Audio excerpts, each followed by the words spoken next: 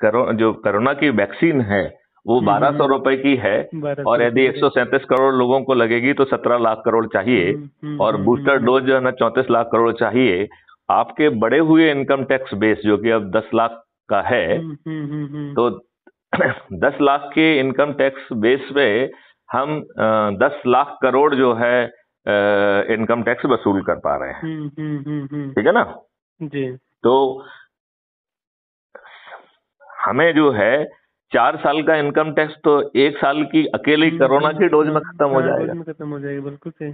तो जब नींबू के रस से कोरोना वायरस मर रहा है तो भाई हमें वैक्सीनेशन क्यों चाहिए? बिल्कुल। हमने पत्र लिखा कि कैसे हम 4 दिन से 6 दिन के अंदर इस देश को कोरोना मुक्त कर देंगे, लॉकअप की जरूरत नहीं होगी। तो ये राजनेता अपने लाभ के लिए जी रहे हैं, ये देश को बेच रहे हैं। देशभक्ति कहाँ है?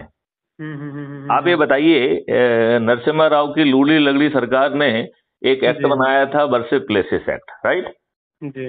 आप जो है उसकी धारा 4 कहती है कि कोर्ट आपकी अर्जी पे संज्ञान भी नहीं लेगी। तो इसका मतलब है भारतीयों को न्याय की भीख मांगने का हक भी छुड़ा लिया है। इतने मक्कार बदमाश हैं ये राजनेता। और माननीय नरेंद्र मोदी जी कहते हैं कि हम इसे रिपील नहीं करेंगे। क्यों रिपील नहीं करेंगे? उस एक्ट में लिखा हुआ है कि 15 अगस्त 1947 के दिन वह धर्म जिस धर्म के लिए जो स्थान यूज होगा वो उसी धर्म के लिए जो है ना यूज किया जाता रहेगा। और यदि जो केस लगे हुए थे 1947 से 1991 के बीच में, तो राम जन्मभूमि को छोड़ के बाकी सभी प्रकरण इसी सिद्धांत के तहत निपटा दिए जाएं, राइट। अब अपन ज्ञान वापी मस्जिद की बात कर लेते हैं। ज्ञान वापी मस्जिद खूब भगवान शंभू जो है ना स्वयंभू वहां बैठे हुए हैं, खूब उसके पीछे गौरी बैठी हुई हैं। मैं इस देश के राजनेताओं से पूछता हूं और इस देशों के न्यायाधीशों से पूछता हूं, 15 अगस्त 1947 को मस्जिद के रूप में यूज हो रही थी कि नहीं हो रही थी? जी। तो फिर किस बात का सर्वे कर रहे हैं आप? किस मूल स्वरूप की बात कर रहे हैं? मूल स्वरूप के लिए तो है नहीं। वो तो ये है कि जिस धर्म के लिए यूज हो रही हो, तो यदि वो मस्जिद के रूप में यूज हो रही है तो मस्जिद है। तो आप जो है उसके जो गलत आधार है उसको रिपील करिए ना। आप वर्सिप प्लेसेस एक्ट 1991 को क्यों नहीं वो कर रहे हैं? आप ये बताइए, जो है ना अंग्रेज जो है ना कांग्रेस ने मुस्लिम तुष्टीकरण की नीति अपनाई। अब भाजपा ने क्या भला कर दिया हमारा? आप भी बताइए। हमने जितनी भी चीजें थोड़ी बहुत कंट्रोल की, हालांकि हमारी व्यवस्था ही साली लचर है। हमने घटिया व्यवस्था अंग्रेजों से ली हुई है, जो कि भारतीयों को दुखी रखना चाहती थी। तो इफिशिएंट व्यवस्था तो थी नहीं वो तो उनका सत्ता बनी रहे बस, इसके ऊपर ही फोकस उसका था। आम आदमी को न्याय मिले ये तो कोई फोकस था नहीं उसका, राइट। अब आप ये बताइए कि आपका आर्टिकल 25 फंडामेंटल राइट है जो कहता है कि भारत के हर नागरिक को जो धर्म भी वो मानना चाहे अपने कॉन्सेंस ऑफ फेथ के अनुसार उसे मान सकता है, उसका प्रचार कर सकता है। फिर बताइए किसने ठेकेदारी दे दी है कि कोई कहे कि हिंदुस्तान में रहना है तो श्री राम कहना होगा? नहीं, ये बताओ, ये ये ठेकेदारी किसने दी है आपको? बताओ ना। Who are you to make this statement, right. और मुसलमानों को किसने ठेकेदारी दे दी कि वो कहे कि तुम यदि हमारा धर्म नहीं मानोगे तो तुम काफिर हो, हम तुम्हारा सिर धड़ से जुदा कर देंगे और हमें जन्नत मिलेगी और 72 हूरें मिलेंगी। ये आर्टिकल 25 का उल्लंघन है कि नहीं है?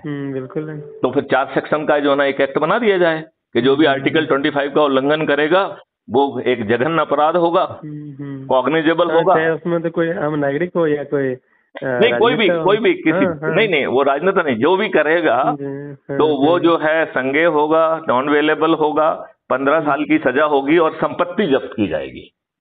फिर मैं चुनौती देता हूँ किस ओबीसी में दम है साले को जो है ना कुछ फालतू की बात कर जाए कि आप प्रावधान ही पैदा नहीं कर रहे हो। बताओ इस नरेंद्र मोदी जी ने जो हिंदुओं का मसीहा बना हुआ है, इसने एक नियम कानून हिंदुओं के फेवर का बनाया? इसने एक नियम कानून जो मुसलमान तुष्टीकरण की नीति के लिए बनाए गए थे? सपने बेचते हैं कि मतलब मुझे 50 दिन दे दीजिए, मुझे 60 दिन दे दीजिए, मुझे 100 दिन दे दीजिए। तो मैं ये कह रहा हूं, इसका मतलब है हमारे ये राजनेता इर्रेस्पेक्टिव ऑफ द पार्टी सभी दुष्ट हैं।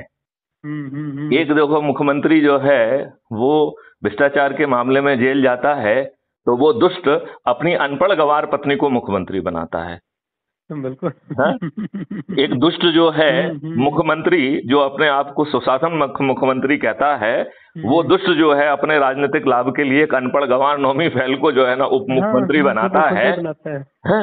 तो ये तो सांठगांठ करने वाले दुष्ट हैं।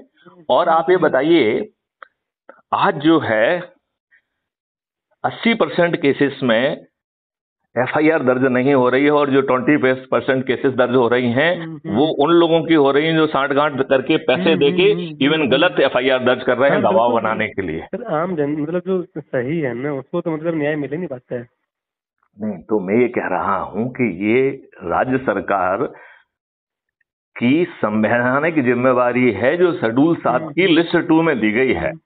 उसकी पहली जिम्मेवारी है जिसको एंट्री 1 कहते हैं, कानून व्यवस्था, जिसके उल्लंघन पे 3 सरकारें बाबरी मस्जिद के बाद गिराई गई थी, उत्तर प्रदेश, मध्य प्रदेश एंड राजस्थान। अच्छा, राइट। ये जो है उन्होंने अपना संवैधानिक कर्तव्य का पालन नहीं किया है। संविधान की मशीनरी फेल हो गई है। इस दुहाई के साथ जो है आर्टिकल 356 को इन्वोक करके इन सरकारों को गिराया गया था। इसी की एंट्री 2 है पुलिसिंग। तो यदि 80% केसेस में एफआईआर दर्ज नहीं हो रही है तो संविधान की व्यवस्था की फेलुअर हो गई कि नहीं हो गई है? बिल्कुल। एक सरकार को गिरा दो तो साला ये सब जमीन पर लौट जाएंगे। तो हमने इन्हें दुष्ट बनाया हुआ